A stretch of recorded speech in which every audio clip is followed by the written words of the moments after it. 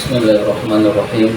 Assalamualaikum warahmatullahi wabarakatuh. Waalaikumsalam warahmatullahi wabarakatuh. Alhamdulillahirabbil alamin wassalatu wassalamu ala asyrafil anbiya'i wal mursalin sayyidina wa maulana Muhammadin wa ala alihi wa sahbihi ajmain, amma ba'du. Pertama dan yang paling utama, puji syukur marilah senantiasa kita panjatkan kehadirat Allah Subhanahu wa ta'ala atas limpahan nikmat-nikmatnya yang diberikan kepada kita semua. Antara lain kita masih tetap diberi nikmat iman, nikmat Islam, nikmat kesehatan, dan nikmat panjang umur, sehingga kita dapat menjalankan perintahnya, yaitu salat maghrib berjamaah dan dilanjutkan dengan menuntut ilmu di jalan Allah. Salawat dan salam semoga Allah limpahkan pada junjungan kita baginda Nabi besar Muhammad sallallahu alaihi wasallam beserta para keluarganya, para sahabatnya, dan kepada kita sebagai pengikut ajarannya. Marilah kita awali taklim kita dengan membaca surat Al-Fatihah.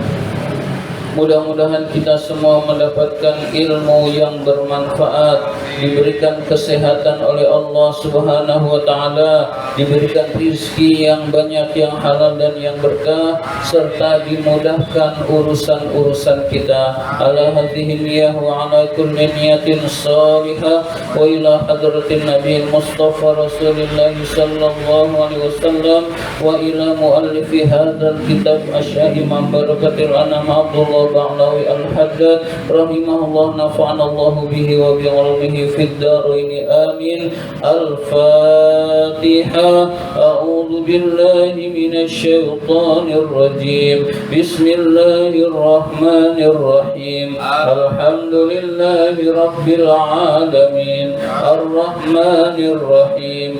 Maliki yaumiddin. Iyyaka na'budu wa iyyaka nasta'in. Ihdinas siratal mustaqim, siratal ladzina an'amta 'alaihim ghairil maghdubi 'alaihim waladdallin. Amin. Marilah kita lanjutkan taklim kita, pembahasan kitab An-Nasaihud Diniyah. Sekarang masih halaman 106. 1, 2, 3, 4, 5, 6, 7, 8, 9, 10. Baris ke-10 dari bawah. Baris 10 dari bawah. Bismillahirrahmanirrahim. Fa idza tabal 'abdu, jika seorang hamba bertaubat, min dzunubihi, dari dosa-dosanya, alal wajhil ladzi wasafnahu, menurut cara yang telah kami sebutkan di atas, fayam bagi, maka sebaiknya, lahu, bagi hamba tersebut, ayyakuna bainal khaufi, memiliki rasa takut, warrojai, dan pengharapan kepada Allah Subhanahu wa ta'ala. Jadi jika seorang hamba itu bertobat dengan sesungguh-sungguhnya, syarat taubat itu ada 4: menyesal dosa yang telah dilakukan, tidak mengulanginya lagi, bertekad kuat untuk tidak melakukan selama-lamanya, dan jika berkaitan dengan manusia maka harus mengembalikan barang tersebut atau meminta maaf kepada orang tersebut. Jika keempat ini sudah dilakukan, seorang hamba itu tetap harus memiliki rasa takut kepada Allah, takut taubatnya tidak diterima, dan perlu berharap kepada Allah, berharap taubatnya diterima oleh Allah Subhanahu wa ta'ala. Jadi punya sifat khauf, artinya takut, punya sifat roja, artinya berharap kepada Allah. Wa yarju min rabbih, seorang hamba itu berharap kepada Tuhannya, qabula taubatihi, diterima taubatnya, bifadlihi, karena anugerah Allah, wa karamihi, dan karena kemuliaan Allah. Jadi harus punya rasa pengharapan yang besar bahwa taubatnya diterima oleh Allah. Taubatnya diterima oleh Allah karena Allah punya karunia yang besar, punya keutamaan yang besar yang diberikan kepada hamba-hambanya. Wa yakhafu, dan takut, min adami qabulit taubati, tidak diterima dosa tersebut, makhafata, karena takut, annahu lam ya'ti, bahwa dia tidak melaksanakan bitaubati, taubat itu, ala wajhil ladzi amarallahu bihi, sesuai yang Allah perintahkan kepadanya. Takut dalam taubat itu ada kekurangan, takut ada taubat itu Allah yang tahu, dia nggak tahu bahwa taubatnya kurang sempurna. Nah, rasa takut itu akan menyempurnakan taubat kita. Bisa jadi kita merasa sudah sepenuhnya menyeluruh, sudah melaksanakan tahapan-tahapan, tapi Allah lebih tahu. Maka harus punya sifat rasa takut terhadap taubatnya tidak diterima. Rasa takut kepada Allah inilah yang menyebabkan taubatnya diterima oleh Allah Subhanahu wa ta'ala. Fayakunu ghairu taibin indallah. Jika taubatnya tidak diterima, maka dia bukanlah orang yang bertaubat di sisi Allah. Na'udzubillah min dzalik. Jadi kita taubat harus sungguh-sungguh terhadap perbuatan dosa. Setelah itu keempat tahap ini dilakukan. Setelah itu punya rasa takut dan punya pengharapan yang besar kepada Allah Subhanahu wa ta'ala. Wayang bagi, maka sebaiknya, likulli mu'minin, bagi setiap orang beriman, wayajibu alaihi, dan wajib baginya, wujuban muta'akkidan, dengan kewajiban yang dikuatkan, ayah tariza, menjaga diri, min jami'iz dzunubi, dari seluruh dosa, ihtirazan kulliyan, dengan penjagaan yang menyeluruh. Nah, wajib bagi seorang yang beriman menjaga diri dari perbuatan dosa, baik dosa besar maupun dosa kecil. Kita jaga diri kita jangan sampai berbuat dosa. Kalau sudah menjaga kemudian ternyata dosa, langsung taubat kembali kepada Allah. Artinya kita sudah berusaha menjaga maksimal dari perbuatan dosa. Perbuatan dosa yang harus kita jaga adalah yang paling utama dari dosa besar. Jangan sampai kita melakukan zina, jangan sampai kita minum minuman keras, jangan sampai kita narkoba, jangan sampai kita berjudi atau makan makanan yang haram. Li'anna fiha, karena di dalam dosa itu suhtullahi, ada kemurkaan Allah, wa maqdihi, dan kebencian Allah kepada orang yang berdosa. Jadi dosa itu kemurkaan Allah, dosa itu kebencian Allah kepada hambanya. Jika hambanya berbuat dosa tidak taubat, dia sedang dimurkai oleh Allah. Wahia, dan dosa-dosa itu, as-sababu, adalah sebab, fi jami'il baliyati wal muhlikati, di dalam seluruh bencana dan kecelakaan. Jadi ternyata di dalam kitab ini dijelaskan penyebab bencana itu dosa dan kemaksiatan. Penyebab bencana dan kebinasaan kalau kita melakukan dosa.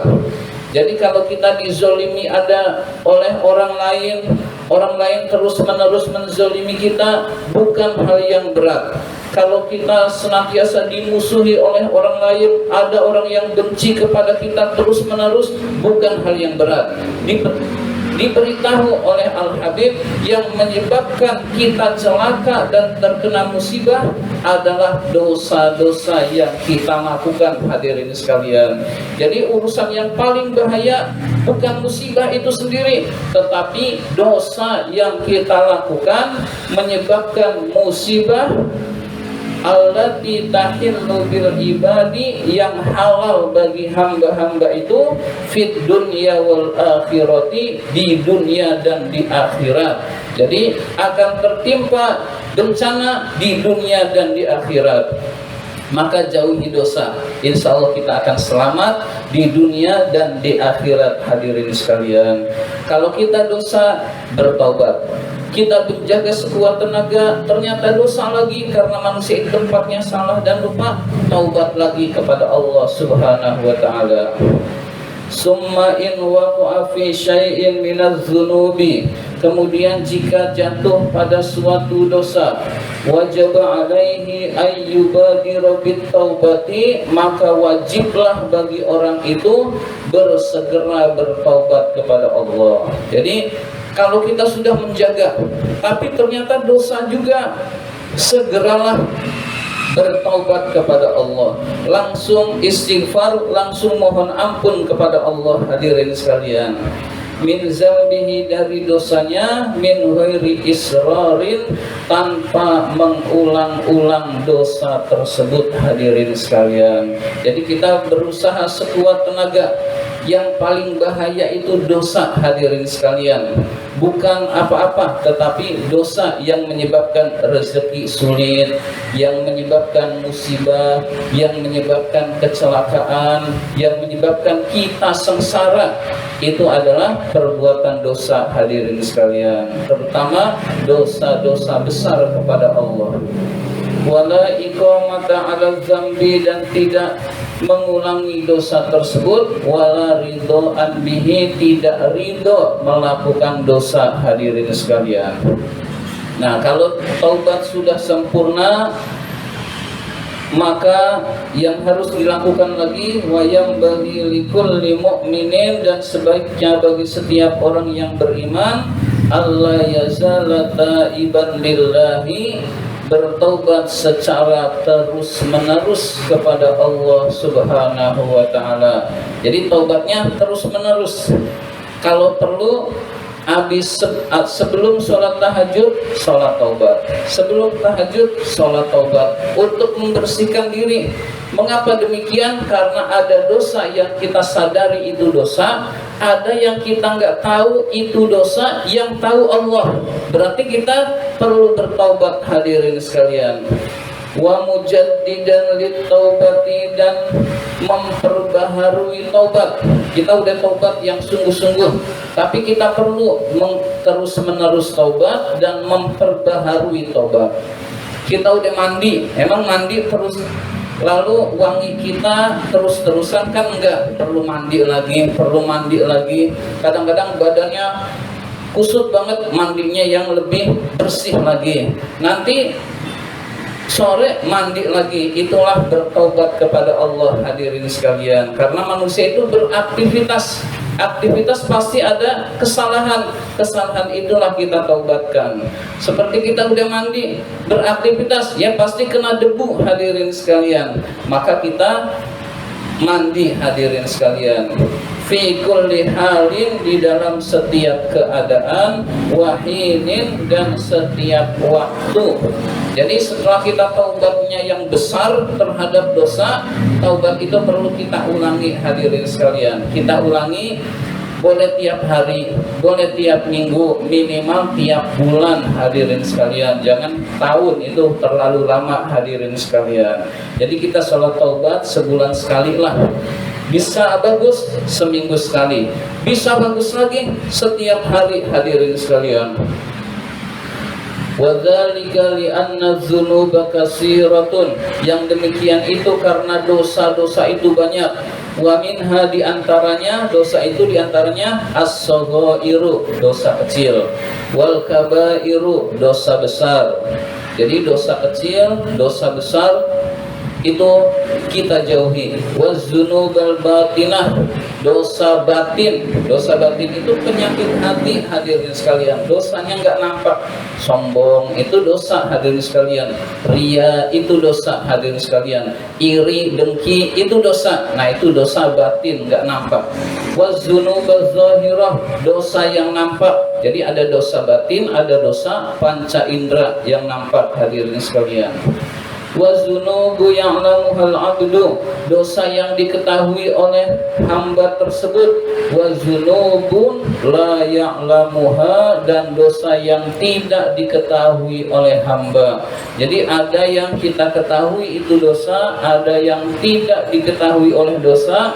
Karena dosa itu sedemikian banyak, orang yang memperbaharui taubat itu sangat dicintai oleh Allah Subhanahu wa taala. Mudah-mudahan kita dijadikan oleh Allah sebagai hamba-hambanya yang bertaubat dan hamba-hambanya yang membersihkan diri. Amin ya rabbal alamin. Allahumma inna na'udzubika min ilmin la yanfa wa qalbin la yakhsha wa amalin la yurfa wa du'ain la yusma. Amin ya rabbal alamin.